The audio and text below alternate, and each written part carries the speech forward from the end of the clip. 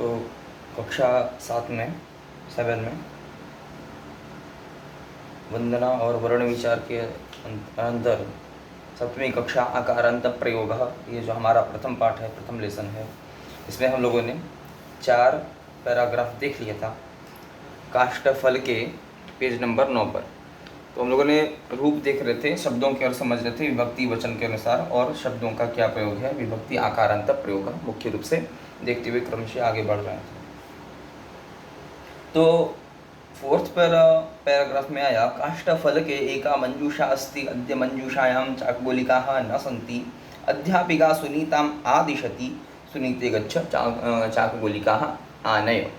तो हम लोगों ने देखा कि छात्र वंदना करते हैं, अध्यापिका की एंट्री होती है, अध्यापिका आदेश करती हैं सिट डाउन, और उसके बाद चाकबोलिका यानी कि जो चौक है वह खत्म हो चुका है, प्रतिदिन की तरह नहीं है। तो चाकबोलिका को लाने के लिए आनय करने के लिए क्या कहते हैं कि शिक्षिका ने, अध्यापिका ने सुनीता नाम की किसी एक बालिका को भेजा। तो बोला कि गच्छ जाओ और लेकर आओ, आनय। तो लेकर आने अर्थ में नए धातु बताए थे, आनय शब्द को हिंदी अर्थ हुआ था, यहाँ पर हम लोगों ने देखा था पिछले वीडियो में। तो चाकबोलिका आनय, लेकर आओ, नए धातु लेकर के आने अर्थ में किसी चीज़ को होती है, टू ब्रिंग समथिंग। तो आनय शब्द बना है हमारा लोट लकार के मध्यम पुरुष का, प्रथम मध्यम उत्तम पुरुष, 3 पुरुष होते हैं, 3 वचन भी होते हैं, 3 वचन हैं, 3 पुरुष होते हैं। तो प्रथम पुरुष, मध्यम पुरुष, उत्तम पुरुष। प्रथम पुरुष का प्रयोग अदर के लिए करते हैं या उसके लिए करते हैं, ही शीट के लिए करते हैं, बताया था, पूरा एक चार्ट आपने बनाया हुआ है पहले से ही। और मध्यम पुरुष का प्रयोग करते हैं तुम, युवाम, यूएम के लिए, जब कोई बात तुम या तुम्हारे लिए, यू या योर्स के लिए बात हो रही हो। और जब आई और वी की बात होती है, या हम सब, मैं या मैं सब, हम सब लोग की बात होती है, तो इस प्रकार से हम लोग क्या कहते हैं, उत्तम पुरुष का प्रयोग करते हैं, जहाँ पर अहम, आवाम, वयम वाला रूप चलता है। तो ये बोले कि तुम जाओ लेकर के आओ। तो गच्छ लोट लकार के मध्यम पुरुष का एक वचन वाला रूप है गच्छ, और वही है आनय, भी वही रूप है। तो नए धातु से बन जाएगा लेकर के आने अर्थ में आनय, और गम धातु जाने अर्थ में बन जाएगा गच्छ, ये रूप हुआ। अब हम लोग आगे देखते हैं 5वां पैराग्राफ। अगला है सुनीता कार्यालय चाकबोलिकाः आनयति फलके च स्थापयति, पेज नंबर 9 पर देखें। फलके च स्थापयति शिक्षिका चाकबोलिकया श्यामपट्टे लिखति सा बालिकाः संस्कृतं पाठयति बालिकाः अध्यापिकायाः संस्कृतं पठन्ति। अब देखिए अगला रूप आया। तो हम लोग को शब्दों को समझना है, शब्द क्या कह रहा है, किस वचन में है, क्या विभक्ति है, कौन से लिंग का है, किन शब्दों को बोलने से पुल्लिंग के बारे में, स्त्रीलिंग के बारे में, या किसी निर्जीव या नपुंसक लिंग के बारे में पता चलता है। नपुंसक लिंग कहने से मतलब निर्जीव वस्तु इत्यादि के बारे में, सामग्री, तो इसके बारे में पता चलता है। बोले सुनीता कार्यालय चाकबोलिकाः आनयति, ले करके आती है, वही शब्द है सुनीता। सुनीता शब्द क्या हुआ, हम बताए थे, जब किसी, हम ये चीज़ को कई बार क्लास 6 में रिपीट करवाए बताए थे, जब भी हम किसी व्यक्ति को संबोधित करते हैं, उसको बुलाते हैं, तो उसका नाम जो हम लोग बोलते हैं वह हमेशा प्रथमा व्यक्ति के एक वचन में होता है।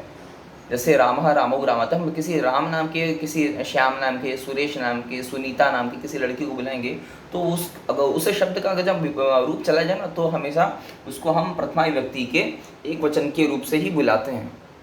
जैसे किसी का नाम श्याम, श्याम शब्द का अगर रूप चले तो श्यामः, श्यामौ, श्यामा, तो बोलेंगे ज़्यादा से क्या बोलेंगे, श्यामौ बोलेंगे या श्यामः बोलेंगे? नहीं, श्याम तो एक ही लड़का है, तो बोलेगा श्यामः आगच्छ, श्यामः पठतु, श्यामः लिखतु, श्यामः करोतु। तो इस प्रकार से बोला जाएगा। तो हमेशा वह जो भी हम लोग नाम किसी का लेकर बुलाते हैं वह प्रथमा व्यक्ति के एक वचन का होता है। या फिर हम किसी को संबोधित कर रहे हो तो संबोधन वाले में चला जाएगा। सप्तमी व्यक्ति के बाद जो संबोधन रूप आता है उसमें एक वचन, द्विवचन, बहुवचन है, तो उसमें से किसी एक शब्द का हम प्रयोग करेंगे। लेकिन आगे बढ़ते हैं, हम लोग मुख्य रूप से देख रहे हैं। तो सुनीता कार्यालय चाकबोलिकाः आनयति, बोले सुनीता शब्द है, सुनीता शब्द स्त्रीलिंगवाची है, किसी बालिका का नाम होगा, किसी पुरुष का नाम तो सुनीता नहीं होगा। तो सुनीता शब्द स्त्रीलिंगवाची है। कौन सा वचन है, तो एक वचन है, क्योंकि किसी एक नाम को बोलने से किसी एक व्यक्ति के बारे में जाना जाएगा। हम अगर राम शब्द बोलते हैं तो भगवान राम के बारे में जाना जाएगा, या फिर किसी राम नाम के लड़के के बारे में जाना जाएगा। ये तो नहीं कि श्याम, सुरेश, महेश, गणेश इत्यादि सबको जान लेंगे राम शब्द से, ऐसा तो होगा नहीं, क्योंकि वो उससे भिन्न है। जो हम एक पुरुष का, जो एक व्यक्ति का नाम होता है वह सिर्फ उसके लिए ही होता है, अन्यत्र किसी और के लिए नहीं होता। अगर अन्यत्र और सबके लिए भी होता तो हम राम कहते तो और सारे जितने भी पुरुष हैं, जितने भी बालक और बच्चे हैं, सभी चले जाते एक साथ। तो ये भिन्नता न हो या अव्यवस्था न हो, इसीलिए हम क्या करते हैं, किसी व्यक्ति के नाम का, संज्ञा का, नेम का प्रयोग करते हैं। यही आवश्यकता है संज्ञा के प्रयोग करने की। जब हम ताजमहल कहें तो सिर्फ ताजमहल के बारे में ही जाना जाए, हवा महल, कुतुब मीनार, इंडिया गेट इत्यादि के बारे में ना जाना जाए। तो इस प्रकार से किसी वस्तु, व्यक्ति, स्थान, खास विशेष एक पदार्थ की हम क्या करते हैं, एक संज्ञा दे देते हैं उसको, जिससे कि हम सिर्फ उसके बारे में ही जाना जाए, ये आवश्यकता है। तो बोले कि कार्यालय चाकुगुलिका आनयति, तो उसको आदेश किया कि जाओ लेकर के आओ चाकुगुलिका। चाकुगुलिका यही चॉक्स। तो बोले कि चाकुगुलिका शब्द क्या है, स्त्रीलिंगवाची, क्योंकि गुलिका शब्द स्त्रीलिंगवाची है। तो जैसे रमा, रमे, रमाहा, बालिका, बालिके, बालिका रूप चलेगा, उसी तरह गुलिका, गुलिके, गुलिका। तो चौक शब्द कोई भी हो, लेकिन अंत वाला शब्द जब उसमें स्त्रीलिंगवाची जोड़ गया ना, तो पूरा शब्द स्त्रीलिंगवाची बन गया। तो सुनीता स्त्रीलिंगवाची शब्द है, प्रथम व्यक्ति का एक वचन। फिर बोले चाकुगुलिका, चाकुगुलिके, चाकुगुलिकाः, रमा, रवे, रमाः, बालिका, बालिके, बालिकाः। तो बहुत सारी सुनी जाती है, तो चाकुगुलिकाओं को बहुत सारे चाकों को लेकर आती है। तो चाकुगुलिका, हाँ, चाकुगुलिका शब्द क्या हो गया हमारा, स्त्रीलिंगवाची हो गया, स्त्रीलिंगवाची, स्त्रीलिंग का शब्द हो गया, और प्रथम व्यक्ति के बहुवचन का रूप हुआ, जैसे रमा, रमे, रमाः, बालिका, बालिके, बालिका। उसी तरह गुलिका, गुलिके, गुलिका। गुलिका माने एक प्रकार का गोलाकृत कोई पदार्थ। कौन सा पदार्थ, तो बोले चौक है। अगला तो बोले कार्यालयात, कार्यालय शब्द है।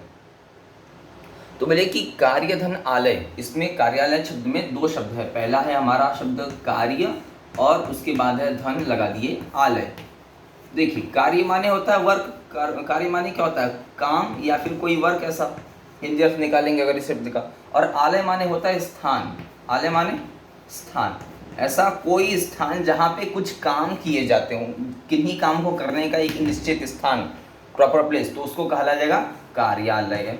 कार्य धन आलय, आ और य में मिल गया तो दीर्घ हो गया, दीर्घ संधि हो गई, कार्यालय, कार्यालय बन गया हमारा ये शब्द। कार्यालय माने एक प्रकार का वर्क प्लेस या ऑफिस जिसको कहेंगे आप। तो बोले कार्यालय या ऑफिस। लेकिन बोले कार्यालय शब्द का प्रयोग किया, तो बोले कार्यालयात। बताए थे हम, जब किसी शब्द के अंत में त लिखा हो और खासकर उस त में हलंत लगा हो, तो वह शब्द, जिस शब्द के अंत में त लिखा हो और त में हलंत लगा हो, वह शब्द निश्चित रूप से हमेशा पंचमी विभक्ति के एक वचन का रूप होता है। पंचमी विभक्ति के एक वचन का रूप होता है। तो कार्यालय शब्द का जरूर बताएं, तो कार्यालयः, कार्यालयो, कार्यालयाः, कार्यालयं, कार्यालयो, कार्यालयान्, कार्यालयेन, कार्यालयाभ्यां, कार्यालयैः, कार्यालयाय, कार्यालयाभ्यां, कार्यालयेभ्यः, कार्यालयात्, कार्यालयाभ्यां, कार्यालयेभ्यः। तो कार्यालयात् पंचमी विभक्ति के एक वचन का रूप है। तो कितने कार्यालय हैं, तो एक कार्यालय। तो बोले कि पंचमी व्यक्ति का जो हिंदी अर्थ निकालेंगे, तो कर्ता ने कर्म को करने से के द्वारा संप्रदान के लिए अपादान से, पंचमी व्यक्ति में क्या अर्थ निकलता है, अपादान से, अर्थात किसी स्थान से अलग होने अर्थ में, सब आपको पता है। तो बोले कि कार्यालय, तो बोले कि सुनीता जाती है कार्यालय के अंदर, प्रवेश करती है, वहां से चौक को उठाती है, चौक को लेती है, स्वीकार करती है, और चौक को लेने के बाद कार्यालयात, कार्यालय से निकल जाती है, या फिर कार्यालय से लेती है। तो किसी चीज से लेने अर्थ में, उठाने अर्थ में, अलग करने अर्थ में, क्योंकि चौक कहाँ रखा है, कार्यालय में रखा है, कार्यालय के अंदर रखा हुआ है। तो जब हम कार्यालय से उस चीज को उठा लिए कार्यालय से, तो वो अलग हो गई ना। तो अलग होने अर्थ में अपादाने पंचमी, अपादान होना, अलग होने अर्थ में पंचमी व्यक्ति का एक वचन का रूप प्रयोग। तो कार्यालयात, कार्यालय से अर्थ में, तो उससे अलग होने अर्थ में। तो कार्यालय से लेकर चाकुगुलिकाः आनयति, नए धातु लेकर के आने अर्थ में है। कितने लोग लेकर आ रहे हैं, तो एक लड़की लेकर आ रही है, इस नाते आनयति, आनयतः, आनयन्ति, जिसका रूप चलेगा जैसे गच्छति, गच्छतः, गच्छन्ति, पठति, पठतः, पठन्ति। तो वही लट लकार का रूप है, जैसे आप सामान्य रूप से आरे प्रयोग करते हैं, उसी तरह इसका भी रूप चलेगा। तो नए धातु लेकर के आने अर्थ में हमारा धातु है न, या में हलंत। तो नए धातु किसी चीज को लेकर के लेकर आने अर्थ में है, टू ब्रिंग समथिंग, किसी चीज को लेके आना। तो आनयति, आनयतः, आनयन्ति। तो सुनीता आनयति, किम आनयति, तो सुनीता चाकुगुलिकाः आनयति, सुनीता चाकुगुलिकाओं को, बहुत सारी चाकुगोलियों को लेकर के आती है। कहाँ से लेकर आती है, तो कार्यालयात, कार्यालय से लेकर के आती है। तो इस प्रकार से हमारा वाक्य हुआ, सुनीता कार्यालय चाकुगुलिकाः आनयति। सुनीता कार्यालय से, ऑफिस से बहुत सारे चाकुगुलिकाओं को लेकर के आती है, ये हुआ। अगला हमारा, तो फल के च स्थापयति, फल के च स्थापयति। तो फलक शब्द का हिंदी अर्थ हुआ ब्लैक बोर्ड, वही ब्लैक बोर्ड या काष्ठ फलक उसी को कहे। तो काष्ठ फलके यानी फलके पर क्या करते हैं, वहां पर च स्थापयति।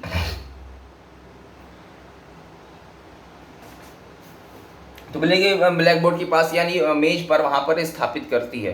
तो बोले कि काष्ठ फलक पर यानी कि मेज पर या ब्लैक बोर्ड के पास नियर अबाउट, तो वहां पे क्या करती है, फलके च स्थापयति। ये दोनों अर्थ लिए जाएंगे यहाँ पर, उसमें कोई शंका नहीं। तो बोले फलके च स्थापयति, तो काष्ठ फलक पे मेज पर या ब्लैक बोर्ड के पास काष्ठ फलके च स्थापयति। तो काष्ठ फलक, जो फलक शब्द का हिंदी जब इसका रूप चलाएंगे तो फलके शब्द का अर्थ होगा फलक के पास यानी कि फलक, तो इसका हिंदी अर्थ हुआ मेज। लेकिन काष्ठ फलक है तो ब्लैक बोर्ड के पास या फिर मेज पर रखती है। तो फलके च स्थापयति, च शब्द का हिंदी अर्थ होगा और, च शब्द का मतलब होता है और। तो बोले कि फलके माने उसी लकड़ी पर या फिर मेज पर या ब्लैक बोर्ड के पास क्या करती है, रखती। तो फलके शब्द का हिंदी अर्थ हुआ फलक पर या फलक में तो किसी चीज के अंदर रखा नहीं जाएगा, तो फलके मेज के ऊपर रखती है या ब्लैक बोर्ड के पास रखती है। तो फलक के पास यानी कि ब्लैक मेज पर रखती है। मान लीजिए मेज पर अर्थ में हो गया, मे पे पर। ये फलके जो शब्द है बताए थे, ये भी आप जानते हैं, जो किसी शब्द के अंत में कोई अक्षर लिखा और उस पर एक ही मात्रा दी हो तो वह शब्द हमेशा सप्तमी विभक्ति के एक वचन का रूप होता है। सप्तमी व्यक्ति के एक वचन का रूप होता है। सप्तमी व्यक्ति का चिन्ह क्या है, तो सप्तमी व्यक्ति का चिन्ह है मे पे पर। तो किसी चीज में, किसी चीज पर, तो बोले किस पर, तो बोले कि मेज के ऊपर, टेबल के ऊपर या फिर ब्लैक बोर्ड के पास। तो पास अर्थ में या फिर क्या कहते हैं मे पेपर अर्थ में सप्तमी व्यक्ति के एक वचन का रूप है फलके। जब फलक शब्द का रूप चलाएंगे तो सप्तमी व्यक्ति के एक वचन में फलके रूप हमारा बनेगा, जैसे बालके, रामे, ठीक है, इस प्रकार से रूप चलेगा। अगला रूप आया तो बोले कि फलके च स्थापित यानी मेज पर च शब्द का हिंदी अर्थ हुआ और। अच्छा शब्द क्या है, अव्यय पद है। बताए थे जो शब्द अव्यय पद होते हैं उनके रूप इत्यादि नहीं चलते। जैसे बालका, बालको, बलका, तो च शब्द का रूप नहीं चलेगा, च चौ चा इस तरह रूप नहीं चलता। तो अव्यय शब्द क्या होते हैं, स्थापयति। अगला रूप आया फलके च स्थापित, तो फलक के पास यानी ब्लैक बोर्ड के पास या फिर मेज के ऊपर च और स्थापयति, स्थापित करना यानी किसी को पुट करना, रखना। तो स्था धातु है हमारा। स्थापयति शब्द कैसे बना है, तो स्था धातु किसी चीज को रखने अर्थ में, स्था धातु रखने अर्थ में बनती है। धातुएं वो होती हैं जो शब्दों का निर्माण करती हैं। तो स्थापयति शब्द किस धातु से बना है, तो स्था धातु से बना है, किसी चीज को रखना या बैठ जाना। आपको बोला जाए स्थापित हो जाइए, बैठ जाइए, तो स्था धातु उसमें भी होगी। तिष्ठति तिष्ठति बनता है ना, तिष्ठति तिष्ठता तिष्ठन्ति, तो इसमें कौन सी धातु है, स्था धातु इसमें भी है। तो बोले कि स्थापयति माने किसी चीज को रखना, टू पुट समवेयर। तो बोले कि स्था धातु रखने अर्थ में है। तो बोले किसको रखती है, तो फलके च स्थापयति, किम स्थापयति, चाकगुली कहाँ स्थापयति, कुत्र स्थापयति, कुत्र माने कहाँ, तो काष्ठ फलके, काष्ठ के फलक पर यानी ब्लैक बोर्ड के पास या फिर मेज के ऊपर रखती है। तो स्थापयति शब्द का हिंदी अर्थ होगा रखती है। क्या रखती है, तो चाकगोली का रखती है। स्थापयति शब्द का रूप चलाएंगे उसी तरह चलेगा सामान्य रूप से, गच्छति गच्छता गच्छन्ति, तो बन जाएगा स्थापयति स्थापयतः स्थापयन्ति, स्थापयति स्थापयतः स्थापयन्ति। तो स्थापयति कौन रख रहा है, लड़की रख रही है। कितनी संख्या में लड़की है, एक ही लड़की है सुनीता। तो जब कर्ता हमारा एक वचन का है तो क्रिया भी हमारी एक वचन की ही होगी। तो बन गया स्थापयति स्थापयतः स्थापयन्ति, तीन है तो उसमें से कौन रखेगा, स्थापयति शब्द का प्रयोग किए एक वचन वाले शब्द का। क्यों, क्योंकि कर्ता एक है। जब कर्ता कोई भी एक होगा तो उसके द्वारा की जाने वाली क्रिया भी एक रूप में ही होगी। इस नाते क्या हुआ, स्थापयति शब्द का एक वचन का रूप प्रयोग किया है वहां पर। तो बन गया फलके च स्थापयति, ऐसा। अगला रूप देखिए, अगला बोले शिक्षिका चाकगोलिकया श्याम पट्टे लिखती। अब अगला रूप आया तो बोले शिक्षिका, शिक्षिका माने वही टीचर, अध्यापिका जो है। तो शिक्षिका शब्द क्या है, स्त्रीलिंगवाची है। शिक्षिका बोला जाएगा किसी महिला टीचर को, शिक्षक बोला जाएगा किसी पुरुष टीचर को, अध्यापक को।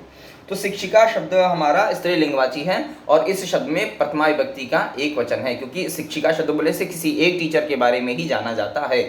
तो बोले शिक्षिका वह जो एक शिक्षिका है, चाकगुलिकया, तो चाकगुलिकया, रमया, लतया। तो इस प्रकार से जब छात्रया तो तृतीया, तो चाकगुलिकया, ये जो कया शब्द लिखा हुआ है अंत में, चाकगुलिकया, गुली कया, तो बोले चाक गोलिकया यानी चाक गोलियों के द्वारा, चाक गोलियों के द्वारा या फिर चाकगुलियों से या फिर चाकगुलियों के माध्यम से देखिए ये सब कहने का मतलब है चाकगुलिका के द्वारा, चाकगुलिका से या चाकगुली। अरे भाई हम इस श्याम पट्ट पर, इस पर जो भी ब्लैक बोर्ड पर कुछ लिख रहे हैं तो इस चाकगोली के सहायता से लिख रहे हैं। ये लिखने में मेरी सहायता प्रदान कर रही है, सहायता हमको दे रही है, या इसके द्वारा हम लिख रहे हैं, या ये माध्यम बन रही है हमारे लिखने का। हम कुछ लिख रहे हैं तो ये माध्यम है, ये मुख्य है। अगर ये ना हो तो हम अपने हाथों को चला करके ऐसे कुछ नहीं लिख सकते। तो ये चाकगुलिका हमारा क्या हो रही है, सहारा बन रही है लिखने में। हम इसके द्वारा लिख रहे हैं, या ये माध्यम है हमारे लिखने का, ये हमारा सहारा है लिखने का।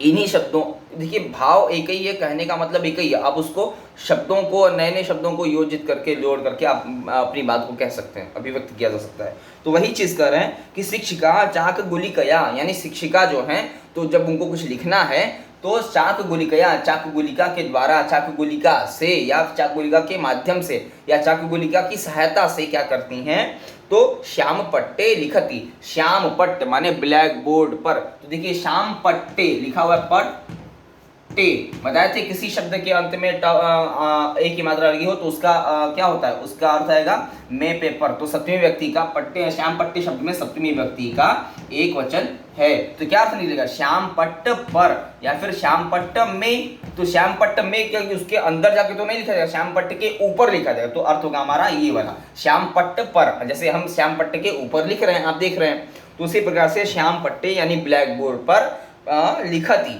लिखती है। तो लिखती, लिखता, लिखंती। एक शिक्षिका है तो इस नाते लिखती बन गया, एक वचन का रूप हो गया। और लिखती शब्द में कौन से धातु से बना है, तो लिख धातु है। उसमें धातु है हमारी ल पर छोटी की मात्रा ली और ख उसमें हलंत, लिख धातु से लिखती शब्द बना है। एक शब्द छूट गया, चाकगुलिकया। तो चाकगुलिकया का हिंदी अर्थ है चाकगुलिका के द्वारा, चाकगुलिका से, चाकगुलिका के माध्यम से, उसका सहारा लेकर के लिख रही है। लेकिन चाकगुलिका हमारा शब्द जो बना है वह तृतीया विभक्ति के एक वचन का रूप है। क्योंकि जब हम लिखेंगे तो ब्लैक बोर्ड पे लिखेंगे श्याम पट्टे, तो सप्तमी व्यक्ति का एक हो गया वचन गया, मैं पेपर श्याम पट्टे के ऊपर। लेकिन किसके माध्यम से लिख रहे हैं, चाकगुलिका।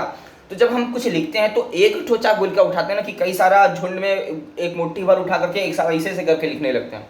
नहीं, जब हमें कुछ लिखना है तो हम उन समूहों में से किसी एक चाकगुलिका को उठाते हैं और उस एक चाकगुलिका के द्वारा लिखते हैं जब तक वह पूरी खत्म नहीं हो जाती। तो वही बोले चाकगुलिका के द्वारा, किसी एक चाकगुलिका है तो चाकगुलिका के द्वारा, तो कर्ता ने कर्म को करण ने से के द्वारा तीसरे नंबर पे आया, तो इसलिए तीसरा हो गया, तीसरे नंबर आया। तो यानी तृतीया विभक्ति के एक वचन का रूप है। कितने चौक के द्वारा लिख रही है एक बार में, तो एक चौक के द्वारा एक बार में लिख रही है। जब ये चौक खत्म हो जाएगा तो फिर दूसरा चौक से उठाएंगे, उससे लिखेंगे। तो इसमें आते एक चाकगुलिका, तो चाकगुलिकया, चाकगुलिकया शब्द हमारा तृतीय व्यक्ति के एक वचन का रूप हुआ। तो चाकगुलिका, एक चाकगुलिका के द्वारा श्याम पट्टे के ऊपर लिखती, लिखती है। कौन लिखती है, शिक्षिका। शिक्षिका कितने वचन में है, एक वचन में। क्यों, क्योंकि एक ही शिक्षिका है। कर्ता हमारा एक वचन का है तो क्रिया भी हमारी एक वचन की होता है। लिखती शब्द का प्रयोग किया, नहीं तो लिखती, लिखता, लिखंती में से कोई भी एक हो सकता था। तो इस नाते लिखती हुआ। अगला तीसरा नंबर है सा बालिका संस्कृतम पाठयति। तो जो शिक्षिका है वो क्या पढ़ाती हैं, क्या ब्लैक बोर्ड पर किस चीज को लिखती हैं। बोले सा माने वह, सा शब्द का हिंदी अर्थ होगा वह। तो देखिए सा शब्द क्या है, स्त्रीलिंगवाची है, आपको पता ही है, बताया गया पहले से। तो सा शब्द का हिंदी अर्थ होता है वह। सा शब्द जब कहा जाए तो इसका हिंदी अर्थ होगा वह। लेकिन सा शब्द किसके लिए प्रयोग करते हैं, तो सा शब्द हमारा प्रयोग होता है स्त्रीलिंग के लिए प्रयोग किया जाता है। किसी स्त्री के लिए आप प्रयोग करेंगे, किसी महिला के लिए, किसी गर्ल के लिए आप सा शब्द का प्रयोग करेंगे जब उसको दैट के रूप में या शी के रूप में आपको कहना, जिसका इंग्लिश में अर्थ निकलेगा शी। इसी को जब पुल्लिंग में प्रयोग करेंगे तो बन जाएगा सह। सह शब्द का भी अर्थ वही होगा वह, लेकिन यह हो जाए पुल्लिंग के रूप, बॉय के लिए प्रयोग करते हैं सह। तो सह बालक के लिए, पुरुष के लिए प्रयोग करेंगे, सा शब्द का हिंदी अर्थ होगा वह, और स्त्रीलिंग के लिए प्रयोग करते हैं। ये भिन्नता है। तो बोले कि वह जो महिला है, जो शिक्षिका है, सा माने वह शिक्षिका, बालिका, हाँ बालिका शब्द का रूप चलाएंगे, स्त्रीलिंग का शब्द है बालिका, बालिके, बालिका, यानी बालिका माने बहुत सारी बच्चियों को। तो बालिका शब्द में, अच्छा सा शब्द हमारा कौन सा वचन है, तो सा शब्द हमारा एक वचन हुआ। सह में भी कौन सा वचन है, एक वचन है। वचन भी देखते चलिए। तो सा शब्द में हमारा एक वचन है, क्योंकि सा एक ही है, एक ही शिक्षिका है, अतः एक वचन का प्रयोग किया। सा का रूप आपको शायद याद हो, नहीं याद हो तो देखें, सा ते ताहा सह तौ ते, फिर ये पुल्लिंग में बनता है, सह तौ ते पुल्लिंग में बनेगा, स्त्रीलिंग बन जाएगा सा ते ताहा। तो सा शब्द आया, अतः एक शिक्षिका पढ़ाती हैं। बोले सा बालिकाहा, तो बालिका शब्द का हिंदी अर्थ होता है लड़कियां, बच्चियां, स्टूडेंट, विद्यार्थी। तो उन बालिकाओं को, बालिका शब्द स्त्रीलिंगवाची है, किसी लड़की के बारे में, महिला के बारे में पता चलेगा, गर्ल के बारे में, तो बोले कि बालिका शब्द का रूप चलाएंगे बालिका, बालिके, बालिकाहा, यानी कि बहुत सारी लड़कियों को, गर्ल्स को, बच्चियों को क्या करती हैं, तो संस्कृतम पाठयति। तो बालिका शब्द स्त्रीलिंगवाची है, बालिका शब्द में, बालिकाहा इस शब्द में बहुवचन का रूप है, क्योंकि एक ही क्लास में बहुत सारी लड़कियां हैं, बहुत सारे लड़के हैं, बहुत सारे छात्र हैं, तो बालिकाहा माने बहुत सारी लड़कियों को क्या पढ़ाती हैं, तो संस्कृतम। संस्कृतम इस शब्द का हिंदी अर्थ हुआ संस्कृत, वही जो सब्जेक्ट आप पढ़ रहे हैं। तो बोले संस्कृतम इस सब्जेक्ट को, इस विषय को, इस चैप्टर को क्या करती हैं, पाठयति पढ़ाती हैं। तो संस्कृतम इस शब्द में प्रथमा विभक्ति का एक वचन हुआ है, क्योंकि एक ही संस्कृत है और तो संस्कृत है नहीं। तो बोले कि संस्कृतम इस शब्द में प्रथमा विभक्ति का एक वचन हुआ है, एक वचन का रूप है, एक वचन में आएगा संस्कृतम। बोले कि संस्कृतम पाठयति। अच्छा तो देखिए, संस्कृत शब्द का जब रूप चलाएंगे तो संस्कृत शब्द का यहाँ रूप बनेगा द्वितीय व्यक्ति के संस्कृतम, संस्कृत को पढ़ा रही है, संस्कृत पढ़ा रही है विषय। तो संस्कृत शब्द में, संस्कृतम शब्द में यहाँ पर हो गया आपका द्वितीय व्यक्ति का एक वचन हुआ है, न कि प्रथमा व्यक्ति। प्रथमा व्यक्ति भी होगा, लेकिन यहाँ पर मुख्य उसका जब रूप चलाएंगे तो संस्कृतम, संस्कृतम, तो इस प्रकार से रूप चलेगा। तो बोले संस्कृतम पाठयति, क्या पढ़ाती है, संस्कृत को पढ़ाती हैं। तो पठ धातु है पढ़ने अर्थ में, पठ धातु है पढ़ना, टू स्टडी समथिंग या रीड समथिंग। लेकिन जब हम किसी चीज को पढ़ते ना हो बल्कि हम पढ़ाते हो, जैसे आप पढ़ रहे हैं लेकिन पढ़ाने का काम, आप कुछ समझ रहे हैं लेकिन समझाने का काम हम कर रहे हैं, हम पढ़ा रहे हैं आपको, आप पढ़ रहे हैं। तो उसी प्रकार से पढ़ने अर्थ में, स्टडी करने में पठ धातु लगता है। लेकिन जब कोई चीज पढ़ाई जा रही हो यानी टीचिंग किया जा रहा हो, टीच किया जा रहा हो, तो उसी में लग जाता है पाठ धातु। क्या हो जाएगा, बस आ की मात्रा लग जाएगी तो पाठ बन जाएगा।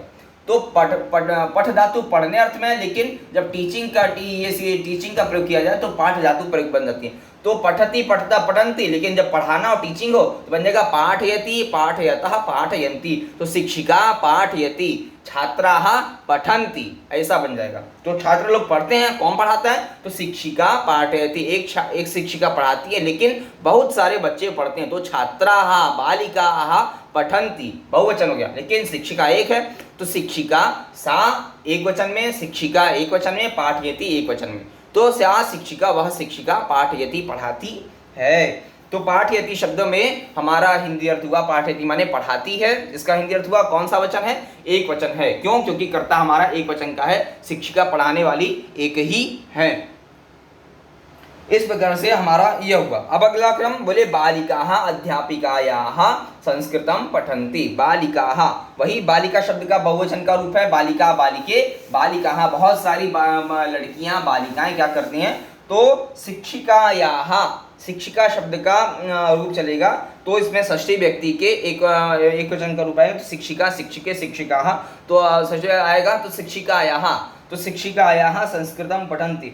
अध्यापिकाया, सॉरी, तो अध्यापिकायाः संस्कृतम पठन्ति। तो अध्यापिका शब्द है स्त्रीलिंगवाची है। तो अध्यापिकाया, अध्यापिका से क्या करती हैं, संस्कृतम पठन्ति, अध्यापिका से पढ़ती हैं। आप हमसे पढ़ रहे हैं तो उसी तरह है कि अध्यापिकायाः, अध्यापिका से पढ़ती हैं। पंचमी व्यक्ति का क्या हुआ, एक वचन का रूप है। तो अध्यापिकायाः, अध्यापिका से, अध्यापिका के द्वारा क्या करती हैं, संस्कृतम इस संस्कृत नाम के सब्जेक्ट को, इस अध्याय को, इस विषय को पढ़ती हैं। तो संस्कृतम शब्द में द्वितीय व्यक्ति का एक वचन का रूप हो गया, एक विषय को पढ़ती हैं। पठन्ति, पठति, पठतः, पठन्ति, बहुत सारी लड़कियां, बहुवचन का करता है, पढ़ने का काम कौन कर रहा है, तो लड़कियां कर रही हैं। इस प्रकार से पठति, पठता, पठन्ति, पठन्ति शब्द में बहुवचन का रूप हो गया, क्योंकि कर्ता हमारा बहुवचन का है तो क्रिया भी हमारी बहुवचन की होनी चाहिए, वाक्य अशुद्ध न हो। इस प्रकार से हम लोग पठन्ति शब्द में बहुवचन आ गया। अब अगला क्रम देखिए, इसके बाद आया यहाँ पर 5। तो बोले यदा ताः कोलाहलं कुर्वन्ति शिक्षिका बालिकाः वदति अलं कोलाहलेन तुष्टिं तिष्ठत तथापि सुनीरा सुनीता च परस्परं वदतः तदा अध्यापिका वदति युवां किमर्थं वदतः सा सुनीरायाः अभ्यास पुस्तिकां पश्यति वदति च हे सुनीरे किमिति तव कार्यम अपूर्णम। क्या हुआ? तो बोले देखिए, ये आपको सामान्य रूप से पढ़कर बता दिया ताकि आपको पढ़ने भी आना चाहिए। अगला हमारा आया अगले पैराग्राफ में, बोले यदा ताहा कोलाहलम कुर्वन्ति। कभी कभी ऐसा होता है बच्चे पढ़ने में मन नहीं लग रहा है तो कोलाहल करने लगते हैं, तो बोले कि शोर शराबा। तो बोले यदा ताहा, यदा शब्द का हिंदी अर्थ होगा जब। यदा माने जब, जिसके लिए आप इंग्लिश में शब्द प्रयोग करते हैं व्हेन।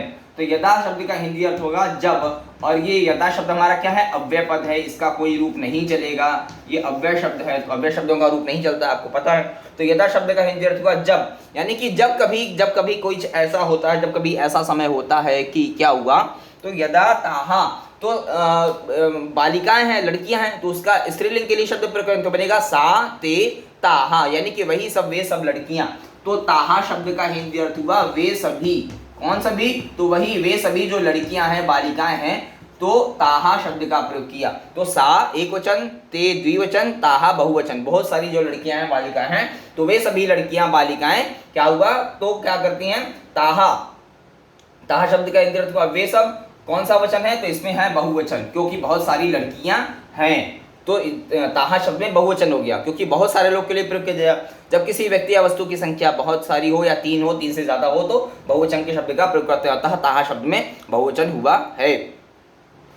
अगला, तो बोले यदा ताहा, जब कभी वे लड़कियां को का पढ़ने में मन नहीं लगता, तो ताहा वे सभी क्या करती हैं? कोलाहलम। कोलाहलम ये शब्द का हिंदी अर्थ होगा, इसका मतलब होगा शोर शराबा, ठीक है, मेकिंग नॉइस। तो क्या करती हैं? कोलाहल करने लगती हैं, शोर शराबा करने लगती हैं कक्षा में। तो कोलाहलम, कोलाहलम शब्द में प्रथमा व्यक्ति का एक वचन, कोलाहलम कुर्वन्ति, तो बनेगा करोति कुर्तः कुर्वन्ति। तो कुर्वन्ति शब्द बनाए किस धातु से? तो कुर्वन्ति शब्द बनाए हमारा क्री धातु से बना है। क्री धातु किसी चीज को करने अर्थ में, टू डू समथिंग, ठीक है। तो किसी चीज को करने में बनेगा हमारा टू डू समथिंग। तो बोले कि किसी काम को करने में क्री धातु से करोति शब्द बनाए, तो करोति कुर्तः कुर्वन्ति। बहुत सारी लड़कियां, बहुत सारे लोग, बहुत सारी लड़कियां कोलाहल शोर शराबा करना शुरू कर देती है, तो करोति कुर्तः कुर्वन्ति। तो ताहा बालिकाः छात्राः कोलाहलम कुर्वन्ति, ऐसा। तो कुर्वन्ति शब्द बनाए क्री धातु से, क्री धातु से बना कुर्वन्ति, किसी चीज को करने अर्थ टू डू समथिंग। तो बोले कि करोति कुर्तः कुर्वन्ति, कुर्वन्ति शब्द हमारा बहुवचन का है, क्योंकि कर्ता भी बहुवचन का है। तो क्या हुआ? जब ऐसा करने लगती हैं तो आगे क्या होता है? तो शिक्षिका बालिकाः वदति। तो शिक्षिका शब्द वही, शिक्षिका शब्द स्त्रीलिंगवाची है, एक शिक्षिका है, तथा शिक्षिका शब्द में एक वचन हो गया। तो वह एक शिक्षिका बालिकाः, तो बालिकाः वदन्ति, शिक्षिका बालिकाओं से, यानी वह शिक्षिका अध्यापिका जो है बालिकाओं से बोलती हैं, लड़कियों से बोलती हैं क्या? वदति, वदति, वदता, वदन्ति। शिक्षिका एक है तो वही एक बोलेंगी। तो वदति शब्द का हिंदी अर्थ हुआ बोलती हैं। वद धातु से बना है वदति शब्द। कौन सा वचन है वदति में? तो एक वचन है, क्योंकि एक वचन का करता है तो एक वचन की क्रिया। तो बोलती है अलम कोलाहलेन तुष्टिम तिष्ठ। तो शिक्षिका निर्देश देती है बच्चों को, बालिकाओं क्या बोलती हैं? अलम। अलम माने, अलम शब्द का हिंदी अर्थ होता है पर्याप्त। अलम शब्द का हिंदी अर्थ होगा, ल पर बिंदु लगा लीजिए, अनुस्वार लगा लीजिए, या फिर डायरेक्ट म लिख दीजिए, दोनों हो सकता है। तो अलम शब्द का हिंदी अर्थ होगा पर्याप्त। पर्याप्त, पर्याप्त शब्द का मतलब होगा कि हिंदी में कह लीजिए सामान्य रूप से बस बहुत हो गया, इनफ इज इनफ जिसको कहते हैं। तो इनफ इज इनफ या पर्याप्त हो गया, बस बस बस करो, बहुत हो गया, रहने दो। तो शिक्षक कहती है बस अब ठीक है, हो गया, थोड़ा सा मनोरंजन कर लिया, अब रहने दो। अलम माने अब पर्याप्त है, अब बंद करो, स्टॉप दिस थिंग। तो अलम कोलाहलेना, यह जो तुम लोग कोलाहल कर रहे हो, बदमाशियां कर रहे हो, शोर शराबा कर रहे हो, अब इसे बंद कर दो, अब शांत हो जाओ, अब चुपचाप बैठो, शांत हो जाओ। तो अलम कोलाहलेना, अतः यह कोलाहल करना, शोर शराबा करना अब बंद करो। अगला, तो अलम कोलाहलेना, कोलाहलेन शब्द में तृतीया व्यक्ति है। क्यों? क्योंकि अलम शब्द के साथ हमेशा तृतीया व्यक्ति के शब्दों का प्रयोग करना चाहिए। तो कोलाहल शब्द का जब रूप चलाएंगे तो तृतीया व्यक्ति के एक वचन में रूप बनेगा कोलाहलेना, जैसे रामेण, ग्रामेण, देवेन, वृक्षेण, बालकेन। तो तृतीय बालक, तो कोलाहलेन शब्द में तृतीया व्यक्ति के एक वचन का रूप हुआ है। क्यों हुआ है? तो जो अलम शब्द है ना, ये अलम शब्द का संस्कृत में, मतलब संस्कृत अब बहुत विशद रूप है, तो जब संस्कृत का व्याकरण पढ़ेंगे, ग्रामर भाग पढ़ेंगे, तो उसमें आता है कि अलम शब्द की खास विशेषता है, जब अलम शब्द किसी शब्द के साथ जुड़ता है तो उस शब्द में, यानी जैसे यहाँ पर जुड़ा हमारा कोलाहल शब्द के साथ, तो जो शब्द के साथ अलम शब्द जुड़ेगा ना, वो उसके रूप में परिवर्तन ला देता है। क्या होता है कि वह उसका तृतीय व्यक्ति का रूप प्रयोग करेगा हमेशा। तो इसी नाते कोलाहल शब्द में तृतीय व्यक्ति का एक वचन का रूप प्रयोग किया गया है। तो बन गया कोलाहलेन अलम, यानी कि बस पर्याप्त है, बहुत है। अलम कोलाहलेन, इसके ज्यादा कोलाहल ना करो, ऐसा। तो तृतीय व्यक्ति का रूप प्रयोग हुआ। आगे बोले तुष्टिम तिष्ठ। तुष्टिम शब्द का हिंदी अर्थ हो जाएगा यहाँ पर तुष्टिम, आधा त पर बड़ा मात्रा, आधा मूर्धन्य, तुष्टिम ल पर ऐसा अनुस्वार। तो तुष्टिम शब्द का हिंदी अर्थ होता है चुपचाप, चुपचाप। तो तूष्णीम तिष्ठ, तूष्ण माने चुपचाप होकर, शांत होकर। तूष्णीम शब्द का हिंदी अर्थ हुआ चुपचाप होकर, शांत होकर।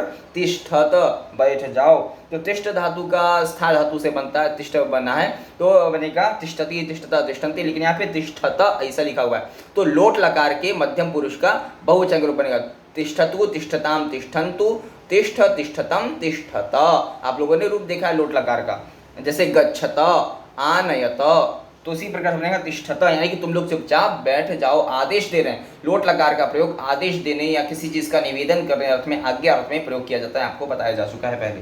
तो तुष्टिम तिष्ठता, चुपचाप बैठ जाओ, शांत होकर। तिष्ठता, बैठो। तिष्ठत शब्द मध्यम पुरुष का बहुवचन का रूप है, बहुत सारे लोग के लिए प्रयोग किया जा रहा है क्योंकि बहुत सारी बच्चियां बालिकाएं हैं।